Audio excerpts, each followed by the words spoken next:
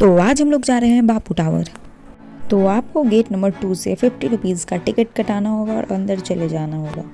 तो यहाँ पर गांधी का युग के बारे में एक्सप्लेन किया हुआ है, तो आइए आप लोग को भी बताते हैं। तो गांधी जी का जन्म 2 अक्टूबर 1869 पोरबंदर गुजरात में हुआ था। 1888 में ये वकालत के लिए इंग्लैंड गए। 1906 में इन्होंने अफ्रीका में सत्याग्रह के सिद्धांत को अपनाया और इनकी पहली सत्याग्रह थी चंपारण सत्याग्रह, जो 1917 में शुरू हुई थी। और इन्होंने चंपारण में 3 कठिया पद्धति को लागू किया और 1917 में रोलेट एक्ट पारित हुआ और गांधी जी ने इसे काला कानून की संज्ञा दी। इस अधिनियम के बाद भारी असंतोष उत्पन्न हो गया। 8 अप्रैल को ब्रिटिशों के द्वारा गांधी जी को गिरफ्तार कर लिया। गांधी जी की गिरफ्तारी के बाद से ही पंजाब में हिंसा की घटना बढ़ गई थी।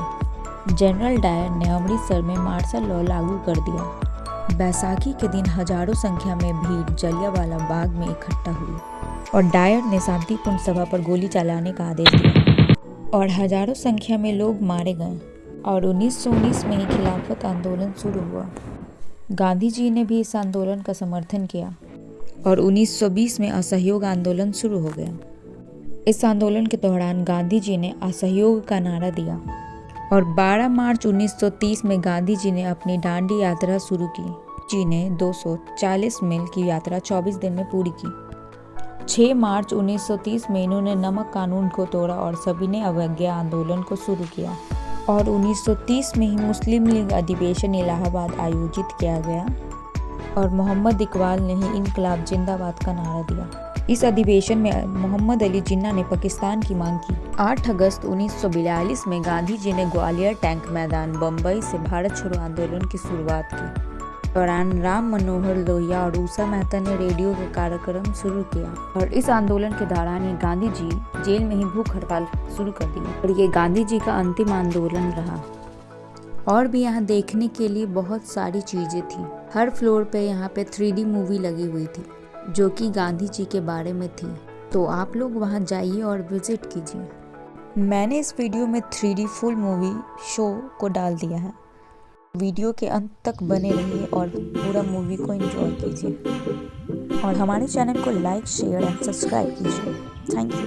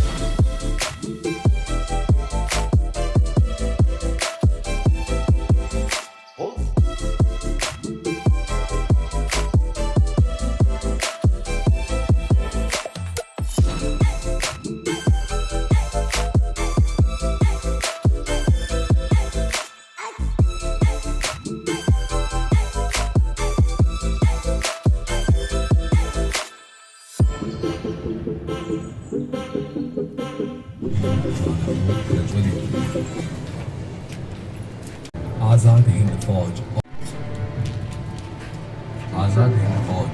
द्वितीय एकजुट करने के उद्देश्य से हुआ, जिसमें नेताजी सुभाष चंद्र बोस ने इसे पुनर्गठित कर स्वतंत्र भारत में प्रथम सैन्य बल स्थापित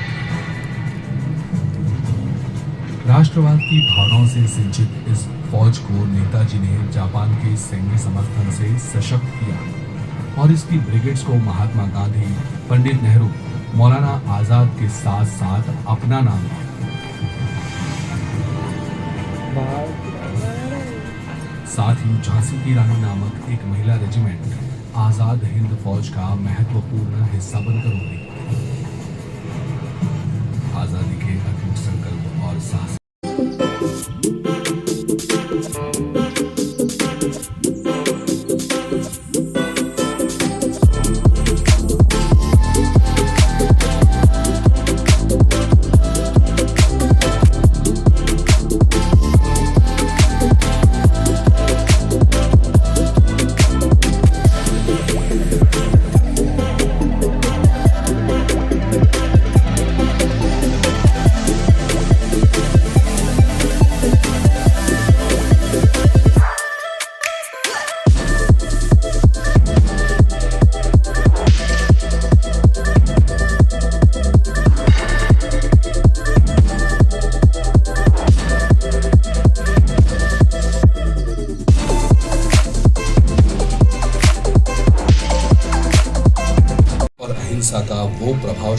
शस्त्र था जिससे आने वाले समय में भारत के स्वतंत्रता संग्राम को नई दिशा प्रदान हुई। वो आगे चलकर उनके जीवन उद्देश्य का मूलाधार बने।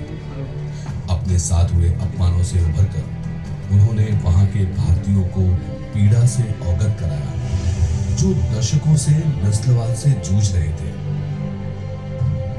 वर्षों की वकालत, अहिंसा तथा शाकाहार के प्रयोग और टॉल्स्टॉय जैसे महानुभावों से हुए संवाद ने भी बापू के मन में सत्याग्रह की सोच को सींचा।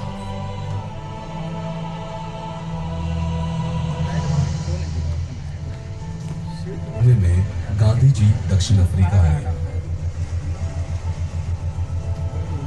और अपने एक दशक तक वकील और स्वयंसेवी के रूप में उन्होंने वहां कार्य किया। सिर्फ इन कार्यों के आधार पर वहां के असंख्य भारतीयों की पीड़ा को सरकार तक पहुंचाना 1903 में उन्होंने अपने वकील मित्र हेनरी पोलक से एक अखबार इंडियन ओपिनियन की शुरुआत की। इस अखबार का उद्देश्य लोगों को अपने मौलिक अधिकारों से अवगत कराना और उन पर हुए अत्याचारों को सरकार तक पहुंचाना था। वर्ष 1904 में महात्मा गांधी ने इंडियन ओपिनियन को सहकारी आधार पर चलाने का निर्णय लिया। इसके लिए उन्होंने नगर से दूर एक फार्म खरीदा जो आगे चलकर फिनिक्स सेटलमेंट कहलाया। केवल एक महीने में गांधी जी ने अपने समर्थकों की सहायता से प्रिंटिंग प्रेस को फिनिक्स में स्थानांतरित कर दिया, जहां प्रेस कर्मचारी संयमित जीवन व्यतीत करते हुए अखबार छापने का कार्य करते। साथ ही वे खेती करके अपने लिए अनाज भी उगाते, जिससे इंडियन ओपिनियन को चलाने वाले खर्च में भारी कमी आने लगी। बापू की यह अनोखी पहल सामुदायिक जीवन की गुणवत्ता का श्रेष्ठ प्रमाण है, जहां यूरोपीय एवं भारतीय मूल के लोगों ने आपसी सहिष्णुता, समर्पण और भाईचारे की नई मिसाल कायम की। फिनिक्स से ही विश्व के पहले सत्याग्रह का उदय हुआ, जब सैकड़ों भारतीयों ने एशियाटिक अमेंडमेंट एक्ट नामक काले कानून के खिलाफ आवाज उठाई।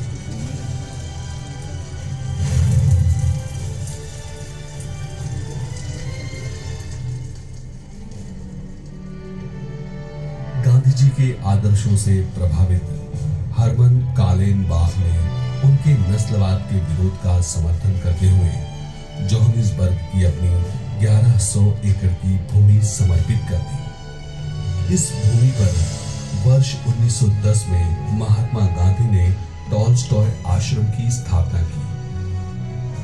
टॉल्स्टॉय आश्रम में सभी सत्याग्रहियों के साझा आवास के लिए 2 इमारतें बनाई गई थी, एक पुरुषों के लिए और दूसरी महिलाएं और बच्चों के लिए।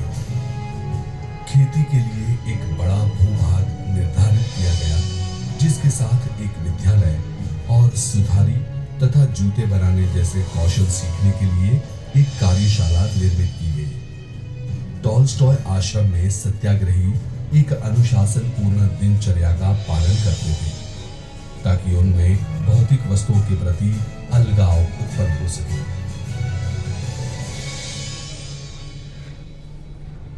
सामुदायिक जीवन के महिलाओं पर पड़े प्रभाव का चमकता उदाहरण वर्ष 1913 में उभरा।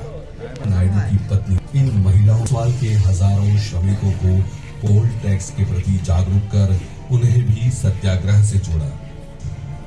देखते ही देखते 20,000 से अधिक सत्याग्रही इस अभियान से जुड़ गए, जिससे स्थानीय अर्थव्यवस्था पूरी तरह ठप पड़ गई और पहली बार अहंकारी सरकार को सत्याग्रह की शक्ति का एहसास हुआ। मजबूर होकर सरकार ने इन अमानवीय कानूनों पर एक जांच समिति का गठन किया, जिसके फलस्वरूप दशकों से अन्याय और अपमान झेल रहे भारतीय सही मायनों में दमन से मुक्त